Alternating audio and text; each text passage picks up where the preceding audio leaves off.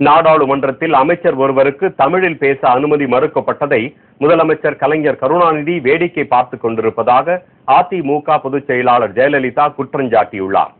நாடாளுமன்றத்தில் தமிழில் பேச அனுமதி கேட்ட நடுவண் அமைச்சர் மு.க. அழகிரியின் கோரிக்கையை மக்களவை செயலகம் நிராகரித்து விட்டதாக வெளியான செய்தியை இன்றைய அறிக்கையில் அவர் சுட்டிக்காட்டியுள்ளார். ஆங்கிலம் மற்றும் இந்தி அல்லாத பிற மொழிகளில் ஒருவர் பேசியதை தேவைப்படும் மொழியில் மொழிபெயர்த்து கூறும் வசதி நாடாளுமன்ற உறுப்பினர்களுக்கு மட்டுமே அளிக்கப்படுவதாகவும் அவர் தெரிவித்துள்ளார். அமைச்சர்களை பொறுத்தவரை இந்தி அல்லது ஆங்கிலத்தில் தான் அவர்கள் பேச வேண்டும் என்று நாடாளுமன்ற அதிகாரிகள் கூறுவதாகவும் ஜெயலலிதா குறிப்பிட்டுள்ளார். உறுப்பினர்களுக்கே மொழிபெயர்ப்பு வசதி செய்து தரப்படும் போது அமைச்சருக்கு ஏன் இந்த வசதியை செய்து தரக்கூடாது என்றும் அவர் கேள்வி எழுப்பியுள்ளார். ஆங்கிலம் மற்றும் இந்தி தெரியாதவர்கள் எப்படி நடுவண் அமைச்சர்களாக செயல்பட முடியும் என்றும் ஜெயலலிதா கேட்டுள்ளார். இதனை தட்டி கேட்காமல் இருப்பதன் மூலம் தாய்மொழியாம் தமிழ் மொழியை பாதுகாக்க வேண்டிய கடமையிலிருந்து முதலமைச்சர் கருணாநிதி நழுவி விட்டதாகவும் ஜெயலலிதா குற்றஞ்சாட்டியுள்ளார். கச்சத்தீவு பகுதியில் தமிழக மீனவர்கள் மீன் பிடிப்பதற்கான உரிமையை தடுக்கும் நடுவண் அரசின் ஆணை திரும்ப பெறப்பட வேண்டும் என மருத்துவர் ராமதாஸ் வலியுறுத்தியுள்ளார். தமிழக அரசின் வாக்குறுதியை நம்பி 3 வார கால வேலை நிறுத்தத்தை கைவிட்டு கடலுக்கு சென்ற ராமேஸ்வரம் மீனவர்கள் முதல் நாளே இலங்கை கடற்படையினரால் கடுமையாக தாக்கப்பட்டுள்ளதை இன்றைய அறிக்கையில் அவர் தெரிவித்துள்ளார். கச்சத்தீவு தாரை வார்க்கப்பட்டது முதல் கடந்த 40 ஆண்டு காலமாக இலங்கை கடற்படையினரின் அத்துமீறிய நடவடிக்கைகளால் நூற்றுக்கணக்கான தமிழக மீனவர்கள் உயிரிழந்திருப்பதாக மருத்துவர் ராமதாஸ் கூறியுள்ளார்.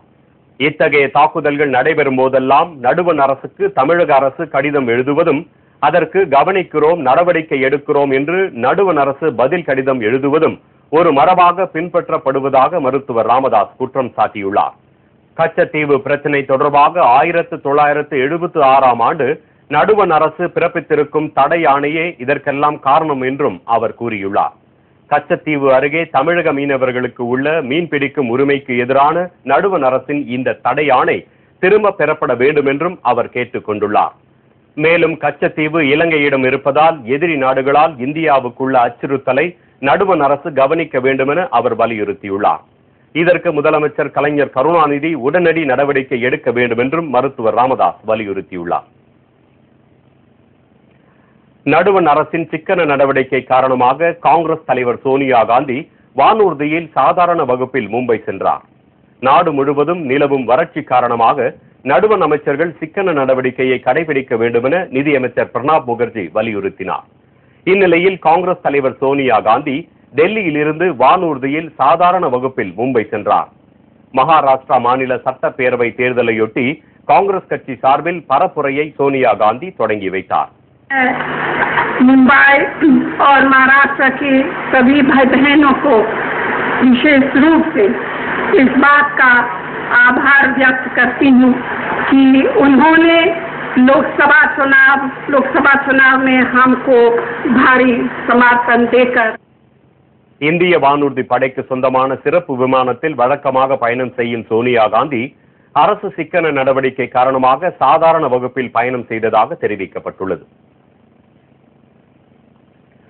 சென்னையில் முகாமிட்டுள்ள நடுவண் சிறப்பு புலனாய்வு துறையினர் பொறியியல் கல்லூரி நிறுவனர்களிடம் விசாரணை மேற்கொண்டு வருகின்றனர். நாடு முழுவதும் உள்ள பொறியியல் கல்லூரிகளில் விதிமுறைகளுக்கு மாறாக அதிக கட்டணம் வசூலிக்கப்பட்டதாகவும் உள்கட்டமைப்பு வசதிகள் போதிய அளவில் இல்லை எனவும் புகார்கள் எழுந்தன. இதையடுத்து பிரதமரின் நேரடி கட்டுப்பாட்டின் கீழ் உள்ள நடுவண் சிறப்பு புலனாய்வு துறையினர் புகாருக்கு உள்ளான கல்லூரி நிறுவனர்களிடம் விசாரணை நடத்த முடிவு செய்தனர். இதற்காக சென்னை வந்த அவர்கள் பழைய புலனாய்வு துறை குடியிருப்பில் தங்கி கல்லூரி நிறுவனர்களிடம் கமுக விசாரணை நடத்தி வருவதாக தகவல்கள் வெளியாகியுள்ளன. இந்த விசாரணையில் கல்லூரியின் சொத்து, மாணவர்களிடம் வசூலிக்கப்பட்ட கட்டண விபரம் உள்ளிட்டவற்றிற்கான ஆதாரங்களை நடுவண் புலனாய்வு துறையினர் சேகரித்து வருவதாக தெரிகிறது. இவற்றின் அடிப்படையில் முறைகேடுகள் கண்டறியப்படும் கல்லூரிகள் மீது தீவிர நடவடிக்கை மேற்கொள்ளப்படும் என தெரிகிறது. தொடர்வது ஹிதேந்திரன் இதயம் பெற்ற சிறுமி உயிரிழப்பு, உறுப்பு மாற்று சிகிச்சை பலனளிக்குமா? விவரம் இடைவேளைக்கு பிறகு.